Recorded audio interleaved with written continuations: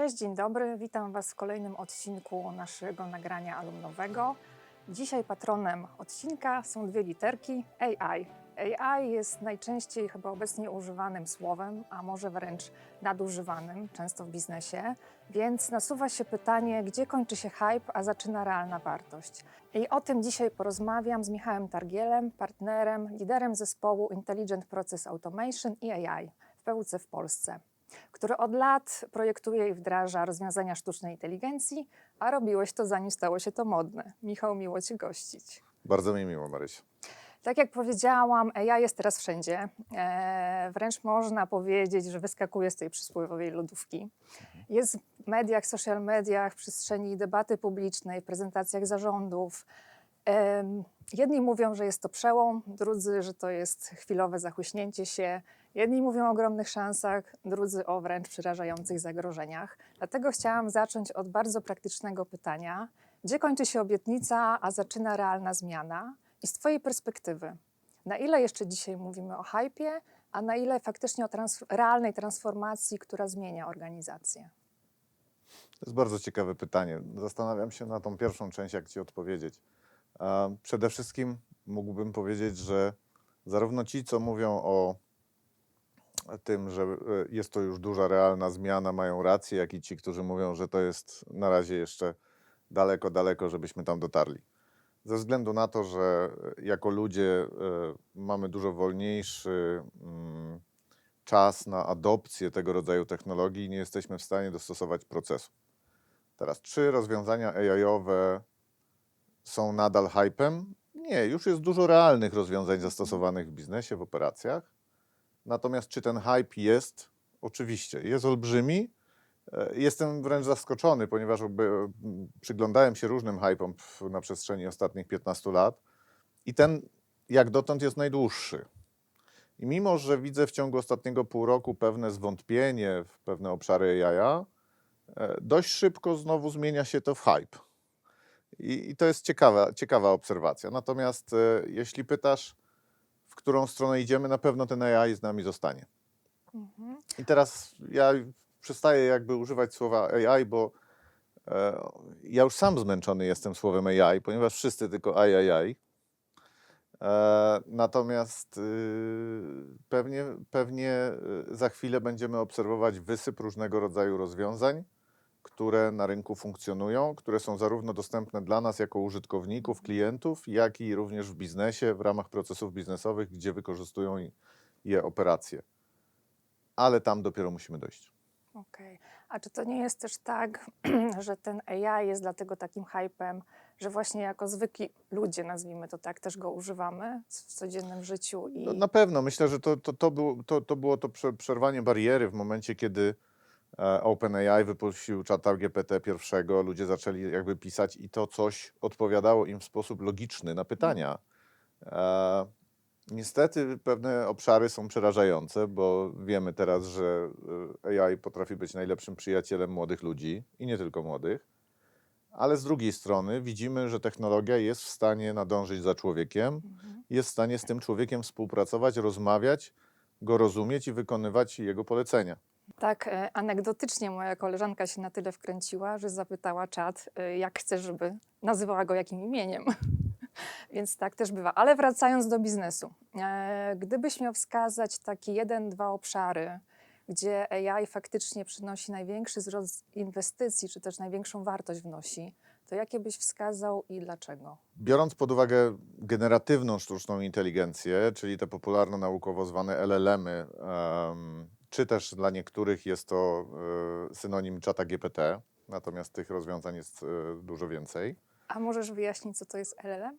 LLM to skrót z angielskiego jako Large Language Model, czyli właśnie ten generatywny sztuczny AI, czyli czat GPT jest oparty na modelu, czy jest jest oparty na modelu LLM, ponieważ jakby sam czat to jest zestaw różnych technologii, które dają możliwość rozmowy z LLM, czyli z modelem generatywnej sztucznej inteligencji. Ale uciekło mi Twoje pytanie troszeczkę. Przepraszam, o obszary biznesowe, gdzie obszary największa biznesowe. wartość. Dla mnie bardzo ważnym obszarem, biorąc pod uwagę, do czego te modele były jakby tworzone, to jest właśnie rozmowa, ale rozmowa z danymi.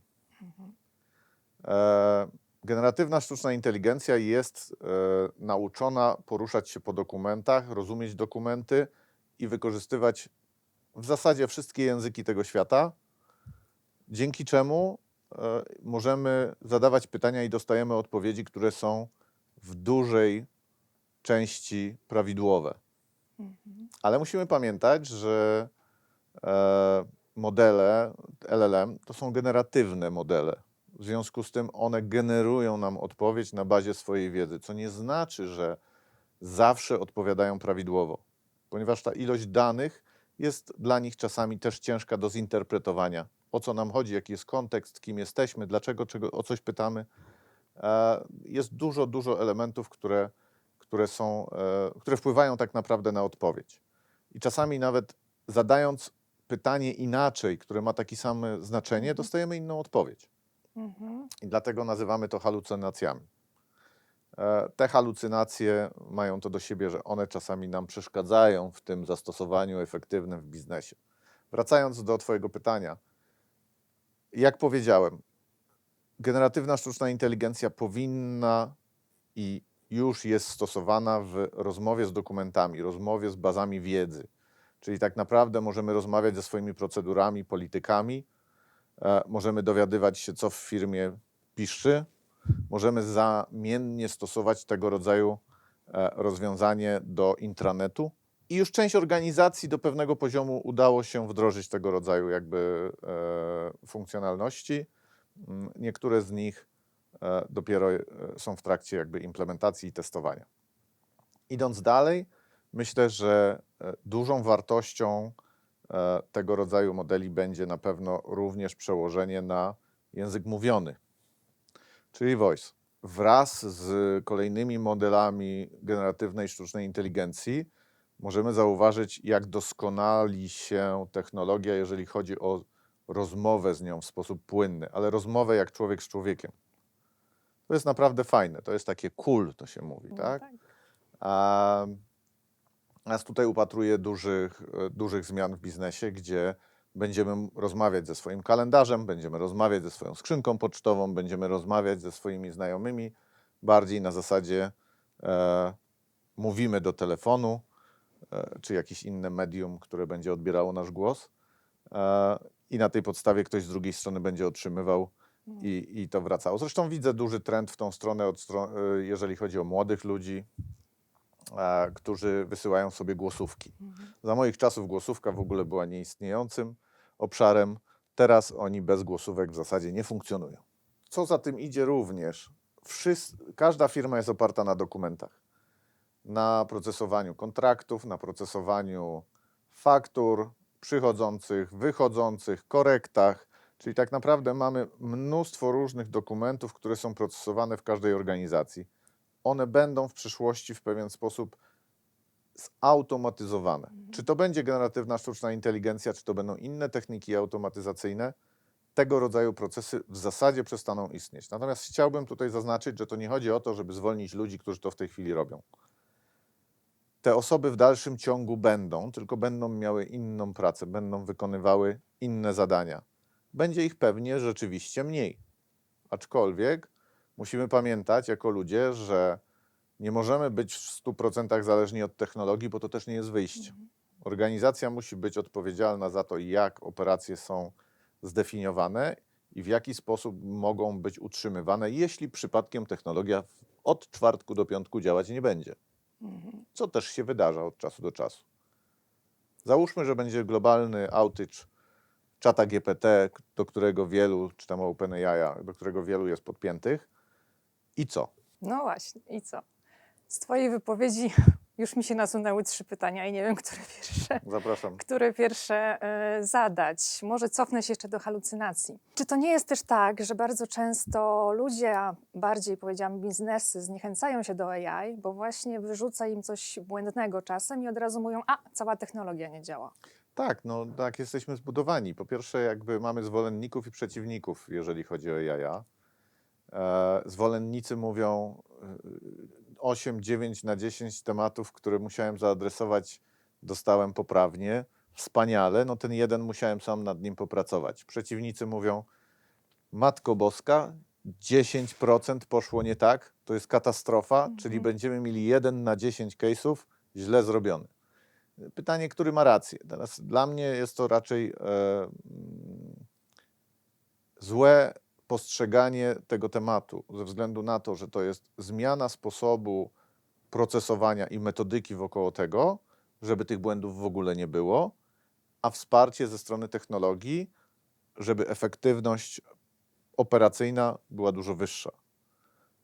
Nie chodzi nam o to, żeby AI był perfekcyjny, bo chodzi nam o to również na razie, żeby ludzie byli w procesie, po to, że jednak firma to ludzie, a technologia ma nam pomóc, żeby ten biznes rósł szybciej, skalował i był bardziej bulletproof.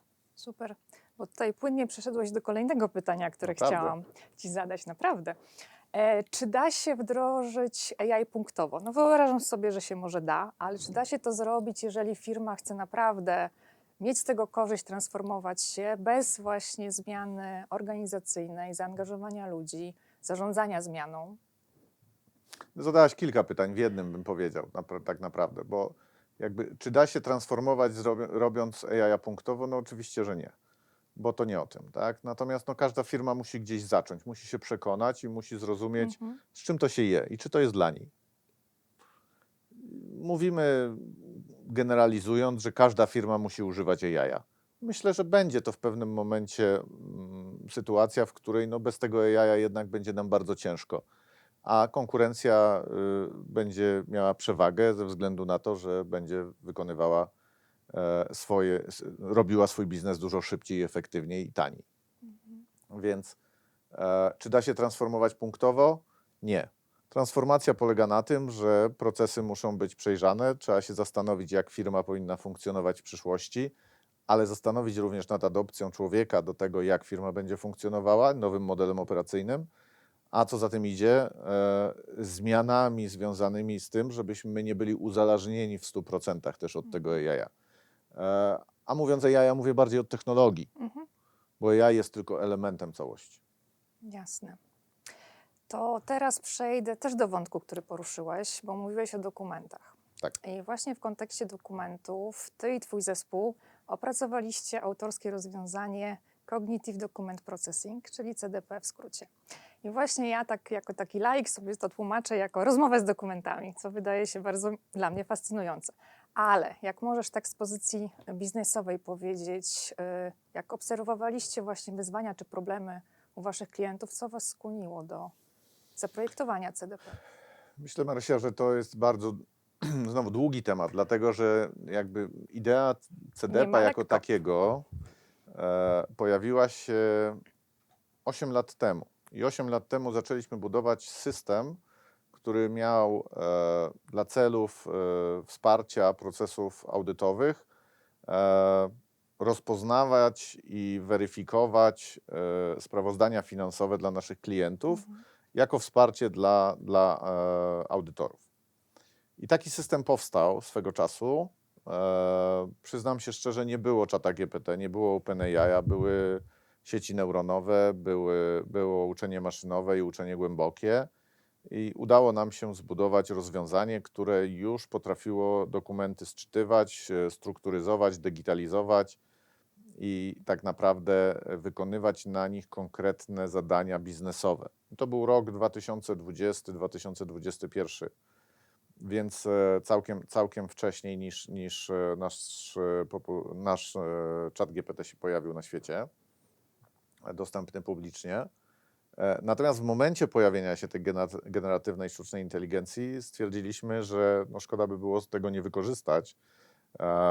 Zbudowaliśmy sieć neuronową, która miała prawie 35 000 węzłów, neuronów tak zwanych, które ze sobą rozmawiały po to, żeby generować odpowiedź, procesując dokumenty. Natomiast no, nie możemy się porównywać z LLM-em, o którym rozmawialiśmy na początku, który ma miliardy połączeń, jeśli nie więcej, w zależności od modelu.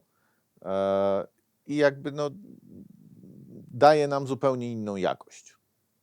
Ta jakość jest niestety ograniczona czasem tym, że nie są to domenowo eksperckie modele, czyli nie mają zaczytanej wiedzy z jednego obszaru, tylko są właśnie generatywne, czyli mają całą wiedzę naszego świata wtłoczoną, jak to tylko było możliwe, a tym samym próbują odpowiadać na wszystko, o wszystkim. I tu wykorzystując tą generatywną sztuczną inteligencję w naszym systemie, zaczęliśmy od takiego elementu jak translacja.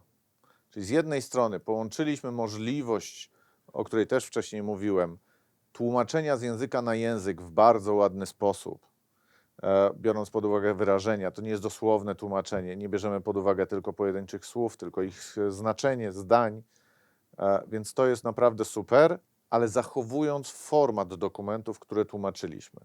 I to naprawdę wywierało i wywiera nadal duże wrażenie. Tych narzędzi pojawiło się od czasu, kiedy to zbudowaliśmy, już kilka na rynku, natomiast jakby to dalej jest częścią naszego rozwiązania. Drugim elementem, o którym wspomniałaś, bo udało nam się też wdrożyć tego rodzaju jakby rozwiązania u wielu z naszych klientów, to jest właśnie chat with your data, czyli rozmowa z dokumentami.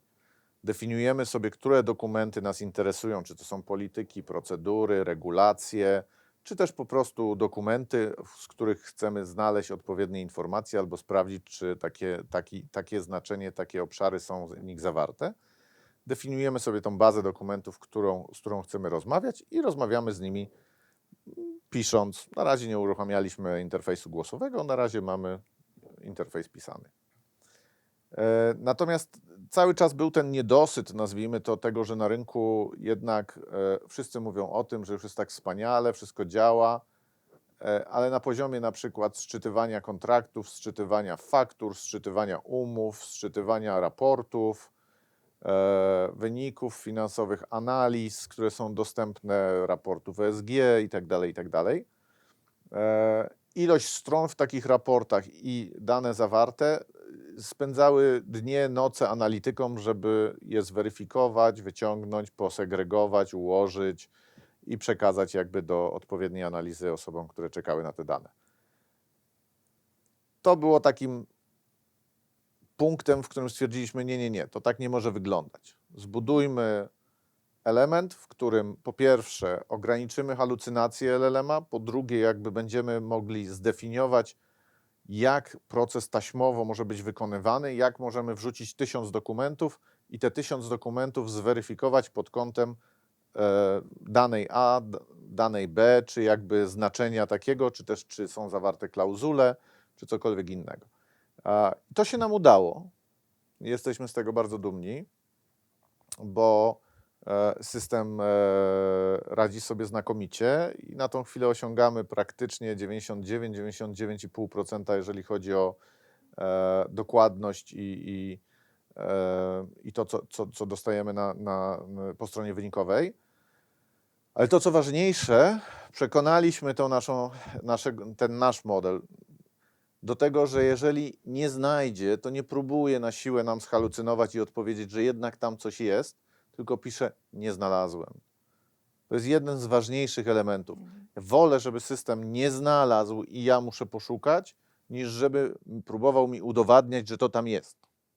A to bardzo często się zdarza w przypadku wykorzystania czatów i Gen AI. W sumie to ludzkie.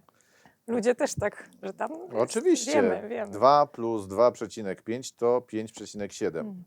Czasem takiej odpowiedzi ChatGPT udzielał. Teraz została poprawiona element jakby matematyki. Natomiast prosta matematyka nie funkcjonowała w tym modelu. W innych modelach funkcjonowała fantastycznie. To jest bardzo zresztą ciekawe, bo były opracowania w tym temacie, że z rzeczami skomplikowanymi radzi sobie od tak, a takie tematy jak dla 3, 4, 5-letniego dziecka kompletnie nie. Ale jest proste wytłumaczenie tej sytuacji. Uczymy modele danymi ludzi dojrzałych, Okay. a mamy zupełny brak i lukę, jeżeli chodzi o to, co się dzieje w wieku do 7 lat. W związku z tym to jest w ogóle niezaadresowane, to zostało poprawione, ale na początku w ogóle nie było adresowane przez modele. To udzieliłeś Mam nadzieję, że nie bardzo... odpłynąłem. Nie, udzieliłeś bardzo wyczerpującej odpowiedzi, wręcz odpowiedziałeś na kolejne pytanie, które chciałam zadać, Oj, nie chciałem. więc trochę upraszczasz moją pracę. Natomiast jeszcze jedno pytanko związane z CDP-em. No jest to narzędzie, platforma, która przetwarza, tak jak powiedziałeś, może przetwarzać setki, tysiące dokumentów, które też mogą zawierać dane wrażliwe. To w jaki sposób zapewnić wiarygodność odpowiedzi i zagwarantować, że te dane zostaną poufne, czyli gdzie jest ta granica automatyzacji? Ale bardzo się cieszę, że zadałaś to pytanie, bo ja zapomniałem w mojej odpowiedzi poprzedniej powiedzieć o Dziękuję, stacji, że mi zostawiłeś przestrzeń. o stacji walidacyjnej, czyli tak naprawdę po tej ekstrakcji, która się wydarza, każdemu użytkownikowi dajemy możliwość zobaczenia, co zostało wyekstrahowane i tak naprawdę potwierdzenia lub zweryfikowania, wprowadzenia jakby poprawek w danych, które zostały wyekstraktowane. I teraz jakby tak pomyśleć o tym, no to ta automatyzacja nie jest automatyzacją, bo przecież wracamy do sytuacji, w której no ten człowiek jest potrzebny. Jednak AI Act ogranicza nam możliwość, żebyśmy pozwolili sobie na to, żeby wszystko wykonało się automatycznie. Zawsze oczywiście jest kwestia tego, jak bardzo ryzykowne są te procesy, jakie dane ekstraktujemy i z jakich dokumentów. I tutaj jest decyzja biznesowa potrzebna. Natomiast mamy w pełni możliwość weryfikacji, sprawdzenia, skąd dane wyszły, skąd zostały jakby zaciągnięte, po to, żebyśmy potwierdzili, że dany dokument został jakby przeprocesowany. Jeżeli pomyślimy o dokumentach typu 300, 400, 500 stron, to naprawdę jest to wartość dodana. Mogę Państwu powiedzieć, że analizowaliśmy ostatnio umowy kredytowe, w których poprosiliśmy o wyciągnięcie warunków jednorazowych, okresowych oraz następczych. Na bazie tych 300 stron, główna umowa, aneksy, zostały wyciągnięte prawidłowo w 100% wszystkie warunki. Nasz nawet zespół tutaj w PWC, który zajmuje się tego rodzaju tematami, no był w szoku, że to jest niemożliwe i tego się nie da. Nie było żadnych halucynacji. Zrobiliśmy tą weryfikację na 10, powiedzmy, pewnie powinniśmy zrobić na 1000 i to się będzie działo w najbliższym czasie, ale to jest całkiem możliwe. To jest całkiem możliwe i odpowiadając trochę na Twoje drugie pytanie, czyli bezpieczeństwo, korzystamy z modeli, które, a raczej ze środowisk chmurowych, które tak naprawdę są rozszerzeniem chmury prywatnej firmy. Bardzo wiele, szczególnie dużych firm, już pracuje głównie w chmurze i tak naprawdę wszelkie jakby polityki bezpieczeństwa informacji tych organizacji pozwalają i zapewniają, że tego rodzaju procesowanie jest w pełni bezpieczne. Natomiast nie ma nic bezpieczniejszego niż własny model, ale myślę, że na razie większość organizacji na to nie stać, bo mówimy o bardzo dużej inwestycji. Musielibyśmy porozmawiać o przyszłości, ale to jeszcze nie. To może następnym razem. Powiedziałeś, że jesteście dumni z tego rozwiązania i faktycznie macie pełne prawo. Gratulacje. Dziękuję. A teraz może troszeczkę odejdziemy od technologii, trochę Twoje życie zawodowe. Dołączyłeś do PWC 12 lat temu, żeby rozwijać, mniej więcej, żeby rozwijać zespół RPA, czyli Robotic Process Automation. Jak duży był wtedy zespół i w ogóle jak wspominasz te początki? No, tu muszę Cię zaskoczyć, Twoje informacje nie są dokładne, dlatego że dołączyłem do zespołu GBS. Widzisz, czyli moja czymś możesz mnie zaskoczyć. Super, cieszę się.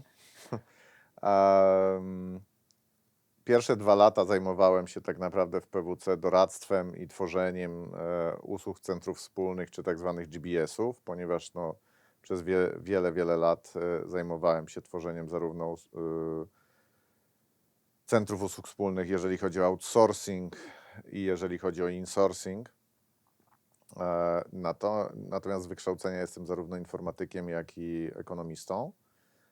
I tu w drugim roku mojej pracy w PWC pojawiła się możliwość, czy też jakby temat związany właśnie z RPA-em, czyli z automatyzacją, z wykorzystaniem robotów software'owych. I tu już mogę odpowiedzieć na Twoje pytanie, jak wielki był zespół, patrzysz na niego. Także pierwszy rok udało mi się jakby na początek znaleźć 2-3 osoby, z którymi zaczęliśmy to budować. W drugim roku już tych osób było 15 i powoli rośliśmy. I w 2018 roku tak naprawdę zaczęliśmy praktykę AI-ową z punktu widzenia automatyzacji. No i teraz można powiedzieć, że zespół ma prawie 500 osób. Wow, to też byłam niedoinformowana. No dobrze, to czy mogę informatykowi zadać bardziej filozoficzne pytanie? Gdybyś spotkał dzisiaj siebie sprzed tych 12 lat, jaką radę byś sobie udzielił? Bardzo ciężko się mówi o sobie w pewnych obszarach, jak poprawiać to, co już się wydarzyło, ale myślę, że powiedziałbym sobie więcej odwagi, więcej mówienia na głos, co się myśli, ponieważ większość z tych rzeczy, które myślałem, przewidywałem, doszły do skutku. A czasem jednak człowiek ma ten element jakby zachowawczości, który może nie był potrzebny. To już na sam koniec. Dużo o AI-u. Pytanie, czy... No jeszcze może jedno pytanie. Czy używasz AI też prywatnie albo w pracy zawodowej? Prywatnie bardzo lubię, szczególnie do gotowania, a czasem do naprawiania. Z AI-em naprawiłem dość skomplikowany ekspres do kawy.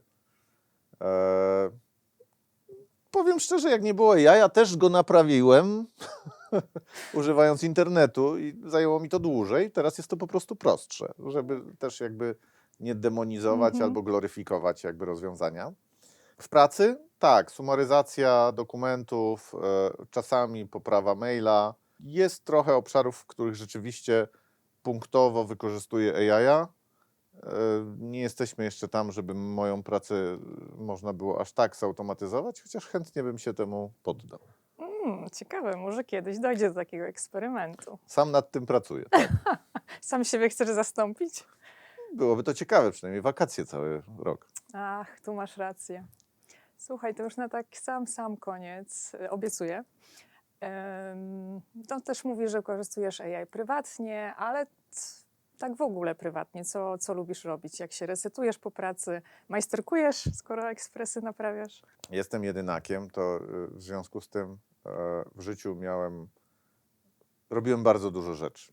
I jakby żadna praca nie jest mi obca. Ja to tak się śmieję, że i jakby remontowałem domy i naprawiałem samochody i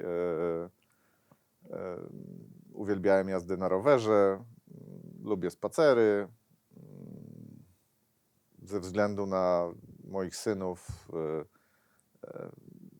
hoduję krewetki miniaturowe, z czego zresztą dużo kolegów i koleżanek się śmieje w firmie. Zawsze dostaję pytanie, co dziś na obiad. Natomiast zaznaczam, one mają 2 cm z pancerzem, więc To sporo byś ich tego musiał się nie da na ten zjeść. Lubię piec. Wprawdzie nie mam na to czasu, ale lubię. I tak raz na rok, 2 razy na rok też właśnie robię jakieś torty. To proszę przynieść do pracy. Tak, Kiedyś. to też właśnie jest moim planem, ale na razie mi się nie udało. Ja myślę, że to bardzo bogate spektrum wymieniłeś tutaj. Michał, bardzo Ci dziękuję za rozmowę i nie ukrywam, że czekam na to, kiedy będzie można głosowo rozmawiać z czatem. Dzisiaj prowadziłam samochód i tak chętnie bym go zapytała, co ja tam mam w kalendarzu na dzisiaj, a nie niebezpiecznie, patrzyła w telefon. Pewnie też się nie powinnam przyznawać do tego. Myślę, że już niedługo się doczekasz. Takie rozwiązania już funkcjonują. Pytanie, kiedy nasi... Wejdą pod strzechy. Tak, nasi motoryzacyjni zdecydują, żeby to się tam znalazło. No, super, dzięki jeszcze raz, a Wam dziękuję za uwagę. Dziękuję bardzo.